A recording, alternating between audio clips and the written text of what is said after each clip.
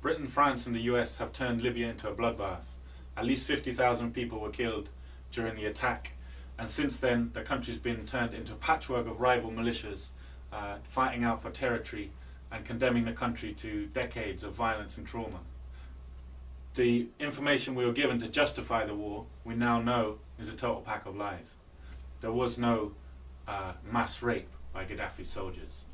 There were no 10,000 peaceful protesters slaughtered by Gaddafi's soldiers. In fact, we now know there was no mass protest movement. What there was an armed insurgency by long-standing British proxies combined with lynch mob terror against the black Libyan population. The only mercenaries to be involved in the conflict were on NATO's side. The only aerial bombardment in the conflict, real or threatened, was by NATO. This is now all well known, well documented and written about extensively. What I want to talk about here is how this has all affected Africa and the African Union in particular.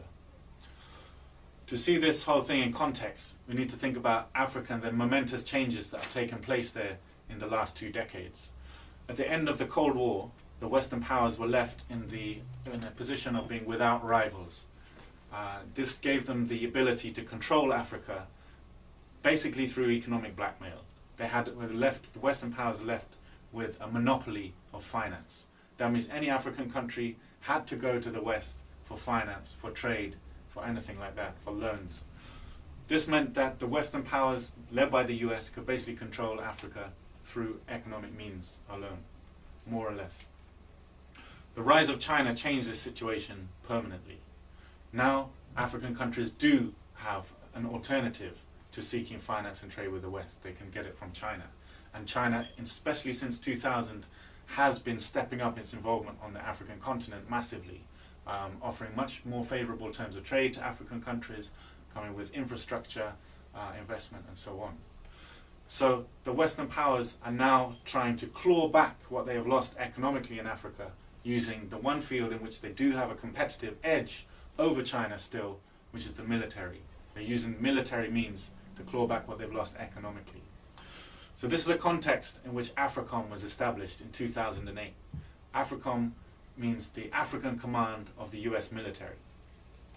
Its basic role is to coordinate US military activities on the African continent. Now the strange thing about AfriCom is that at present it only has, I think I'm right in saying, 1,500 US troops working for it. Now, as we all know, the Western powers prefer, wherever possible, to get other people from other countries to do the fighting, killing and dying for them. The one main lesson they've learned from Iraq and Afghanistan is that wars in which their own citizens are killed are not popular. So, part of the aim of AfriCom is to integrate the African Union forces into a global military structure led by the US. In other words, to subordinate the African Union's forces under a US chain of command. Now, the African Union obviously was not very keen on this idea when it was first established. In fact, AfriCom was not able to secure any African country in which to put its headquarters. It had to establish its headquarters, quite humiliatingly, in Stuttgart in Germany in 2008. The resistance to AfriCom in the main on the African continent was mainly led and spearheaded by Libya under Gaddafi's rule. He was actually paying African countries basically to refuse to cooperate with AfriCom. He was offering investment, infrastructure and cash to countries who refused to host a US base on their soil and who refused to cooperate with AfriCom.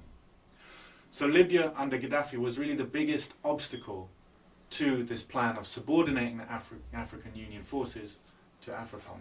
So with Gaddafi out of the way now, what we would expect to see is this plan rolling full steam ahead, or as far as possible, and that is exactly what we do see. Since, if we look at what's happened in relation to AfriCom and the African Union since last August with the fall of Tripoli, when Gaddafi lost power, and especially since his assassination, his murder in October of last year, we can see this has been happening very clearly. So it's no coincidence, the very same month that Gaddafi was murdered, President Obama announced 100 special forces would be sent to 4 different African countries, ostensibly to try and hunt down Joseph Kony from the Lord's Resistance Army in Uganda. Now we know that's a load of nonsense. For one thing, the Ugandan army is basically largely not in Uganda, it's in Somalia, fighting a proxy war for the US along with Ethiopian and Kenyan forces in Somalia. So the US Special Forces in Uganda are basically training Ugandan troops to fight on their behalf in Somalia. In September, further 2,000 Ugandan troops left Uganda for Somalia. December, I think, of last year, the 2012 plan for AfriCom was announced. 14 major joint operations exercises between AfriCom and African countries were announced. March just gone, March 2012, there was something called the African Partnership Station, which is a US and African naval training program, had their what's called initial planning meeting in Germany in March of this year. Now their official press release said, and this is a quote from the Deputy Programs Director of AfriCom, said they want to move from a training-based program to, quote, real-world operations. So clearly they're rolling full steam ahead with the integration of African Union forces in fighting US proxy wars on the continent, becoming colonial wars against Africa. The idea is they'll be fought by Africans themselves. Even, we've seen very soon after the fall of Libya, in Mali there was a coup. The coup leader was one of the people trained under one of these AfriCom training programs. It's all starting to look very much like the infamous School of Americas, where Latin American soldiers were sent and trained in America to learn torture techniques, and then went back, overthrew democratically elected governments, ran torture programs with the CIA like Operation Condor. This is AfriCom's starting to look like the very same kind of thing. Now the School of Americas program is being defeated by the Latin Americans, by unity of the Latin Americans, who are just one after another starting to evict the US bases, stop sending their soldiers to the School of Americas, and reject cooperation with US military. So I very much hope this is the way that the African Union is going to pursue this issue, because it really is a crunch time now for the African Union. It was only formed in 2002, and what the European powers and the US are basically trying to do is strangle it at birth, prevent it from becoming the independent organization that it is still capable of becoming. But that means resisting all cooperation with AfriCom, massively stepping up all relations with other countries in the global south, including Brazil and China and other countries that don't have a track record of exploiting and oppressing and using their military in Africa. And it also means maximum unity against the coming imperial wars in Africa. So I hope that that is on the agenda.